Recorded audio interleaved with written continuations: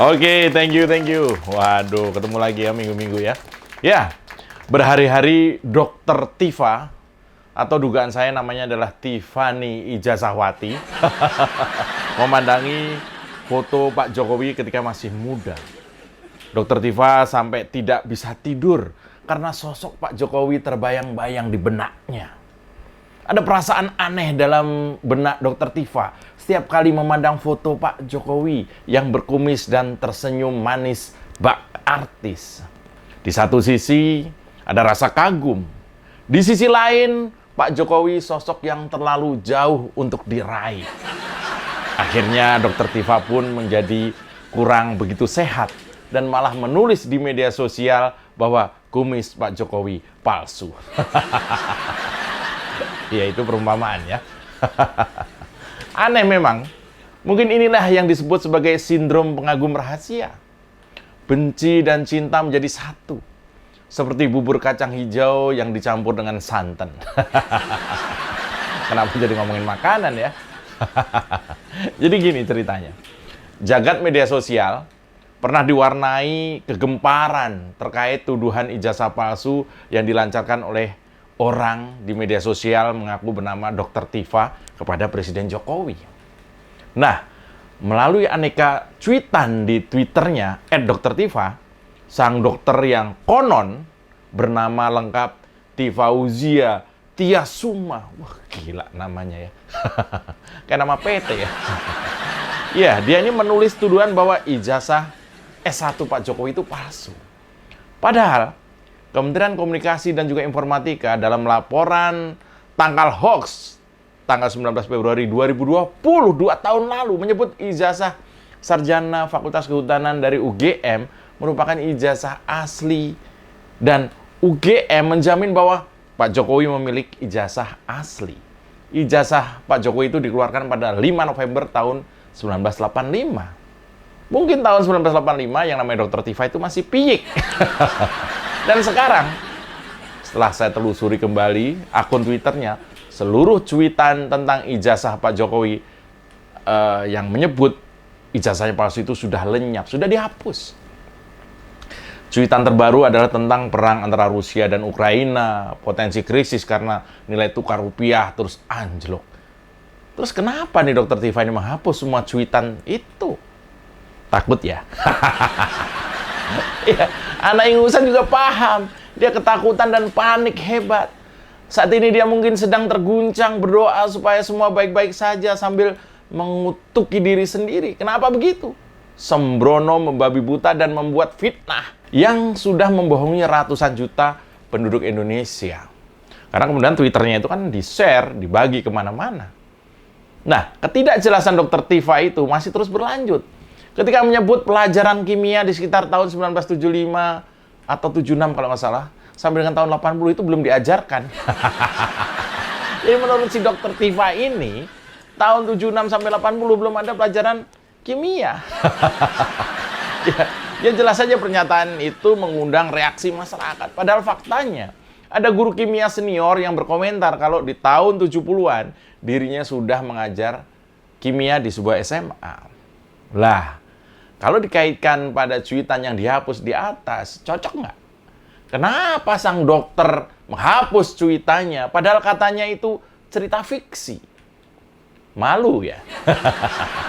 Pasti takut kalau nanti dimaki-maki dengan sebutan yang kasar ya. Nah, bagi kelompok sebelah dan juga sebangsanya dengan Dokter Tifa, fakta begini tidak akan bikin mereka mundur. Mereka bisa ngeles, di otak kelompok mereka tuh hanya ada dendam kesumat 7 turunan, aura kebencian yang menyala terang, api permusuhan yang begitu panasnya. Diberi penjelasan logis dan faktual, otaknya langsung konslet dan rusak. Seolah harus dibawa ke bengkel mesin babat rumput ya untuk diperbaiki. Kan jadi mesin babat rumput ya. Nah, Dokter Tifa ini ternyata mendukung Anies sebagai Capres 2024 dan membela Anies dengan cuitannya yang intinya dia bilang, jika Anies terus-menerus ditekan, disikat, digencet sana-sini, di sana partai yang mengusungnya dicap sembrono, dia sepertinya akan makin komitmen untuk mendukung Anies habis-habisan. Itu cuitannya Dr. Tifa.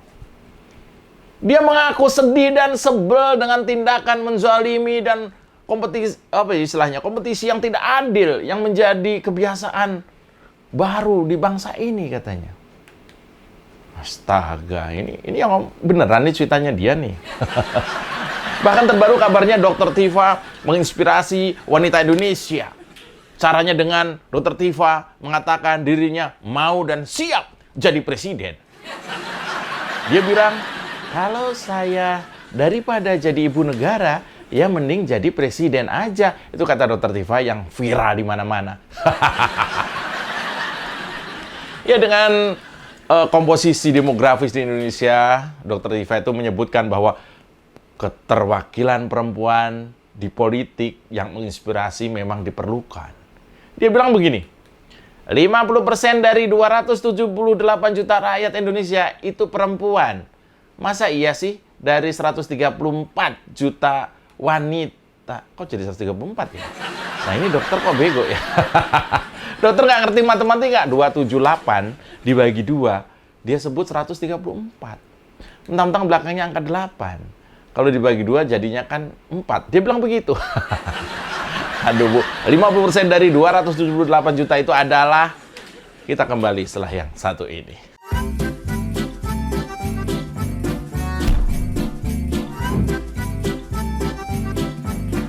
Ya, Dr. Tifa, wanita berkerudung yang sering menghina Pak Jokowi itu, katanya mau nyapres. Ya, sebuah ilusi mana lagi yang sedang dipermainkan oleh wanita itu.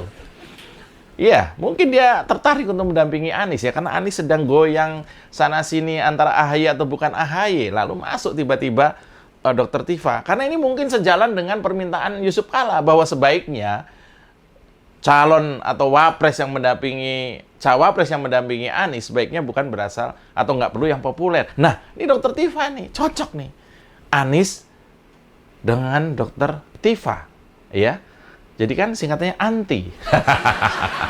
Masa anti keberagaman ya kan? Iya memang segampang itu dengan mudah mengatakan siap jadi presiden. Ada-ada saja ya. Ya ada salah satu syarat ya sepertinya yang tidak bisa dipenuhi oleh Dr. Tifa. Kalau ingin nyapres atau nyawapres.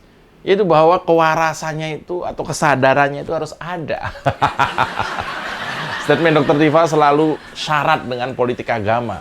Masa ia mau jadi presiden? Sejatinya di media sosial banyak orang terlalu kepo dengan hidup orang lain. Mereka merasa suci dan tidak ada dosa sehingga berhak urusi hidup orang lain.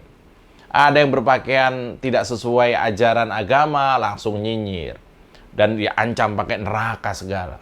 Seolah mereka sudah pasti masuk surga.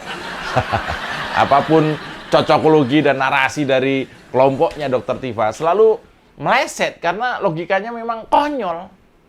Entah apa yang terjadi pada otak mereka. Logikanya parah mirip bocil yang baru belajar membaca dan menulis. Mereka tidak malu menggunakan agama untuk membuat narasi seenak selera mereka.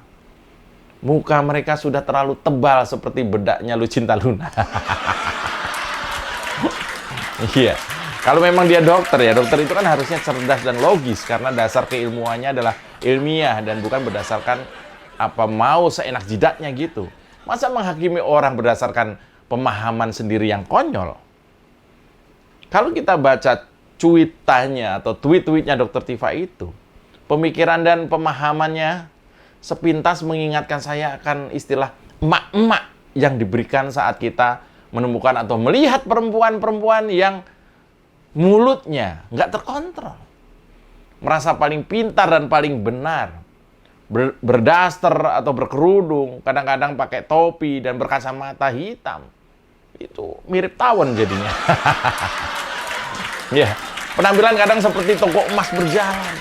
Paling semangat kalau disuruh unjuk rasa. Kepercayaan dirinya tingkat dewa yang kalau dilawan, misalnya sama polisi sekalipun, dijamin kita pasti mengalah. Bukan kalah ya, tapi mengalah. Biar nggak dianggap sama stresnya. Emak-emak model Dr. Tifa ini tidak terbatas pada perempuan yang tidak bersekolah loh, belum tentu loh. Bahkan menurut saya banyak emak-emak yang pendidikannya rendah, tapi tetap bisa menampilkan sisi keibuan yang cerdas. banyak mama yang memiliki pendidikan tinggi, juga menjadi sosok-sosok yang membanggakan bangsa dan negara. Itu jauh lebih banyak. Tapi itu tadi, ya, rombongannya Bu Tifa ini, mulutnya atau cuitannya tuh memang nggak terkontrol. Istilah mak-mak ini sebenarnya bukan sebuah gelar ya, tapi lebih seperti sebuah ejekan. Karena kadang nih, pada perempuan normal pun, ketika dia memperlihatkan sikap seperti yang saya sebutkan barusan, kita suka bilang, dasar emak-emak. Ya kan gitu kan? Bagaimana kalau misalnya emak-emak merasa kecewa? Wah, jangan ditanya ya. Kalau dia tidak ngamuk, dia pasti mengutuk. Nah, buat saya, Dokter Tifa itu sering berperilaku di mana kita sering berkomentar, dasar emak-emak tadi. Bahkan saking konsistennya Dokter Tifa mengeluarkan pendapat tapi tidak akurat, atau berpendapat yang kepedeannya merasa paling benar, akhirnya istilah emak-emak itu menjadi permanen, menempel pada sosoknya. Dan dari sekarang Dokter Tifa harus siap-siap kecewa, karena pasti tidak akan bisa jadi presiden. Wong nyapres saja sudah pasti ditolak oleh masyarakat luas. Mau dibawa kemana negara ini? Untung saja presidensial threshold atau ambang batas minimum negara kita ini 20%. Bayangkan kalau sampai 0% dan Dokter Tifa bisa maju sebagai calon presiden. Tentu jadi lucu nih. Saya juga teringat ketika Rizal Ramli yang sering mengkritik kebijakan Presiden Jokowi, tapi ujung-ujungnya ternyata malah kepengen jadi presiden. Langsung saja saya kasih statement dari Pak Budiman Sujatmiko yang mengatakan bahwa musuh Presiden Jokowi itu lucu-lucu. Ya seperti Dokter Tifa dan juga Rizal Ramli kan. Dikira gampang untuk mengurus negara besar seperti Indonesia ini. Seharusnya Dokter Tifa atau siapapun namanya konsen kepada keilmuan kedokterannya. Dan jangan menanggapi isu politik terus. Ini dokter kesehatan atau dokter politik sih? Karena untuk menjadi calon presiden saja harusnya kan ada lobby-lobby partai politik. Dan setidaknya mencapai dukungan 20% suara legislatif untuk maju nyapres. Dan nantinya akan ada seleksi ketat yang dilakukan antar partai politik. Kalau Dokter Tifa sudah seharusnya terpanggil hatinya untuk mengabdi kepada bidang kesehatan, melayani masyarakat yang ada di desa-desa untuk mendapatkan akses kesehatan yang layak. Harusnya itu yang dilakukan, bukan nyinyir terus seperti emak-emak yang tidak dikasih uang belanja. Iya, silakan saja Dokter Tifa kalau memang mau maju mendampingi Anies dalam kontestasi 2024 ya. Asal bisa ngalahin AHY. Saya Mas Jopre, aman kan?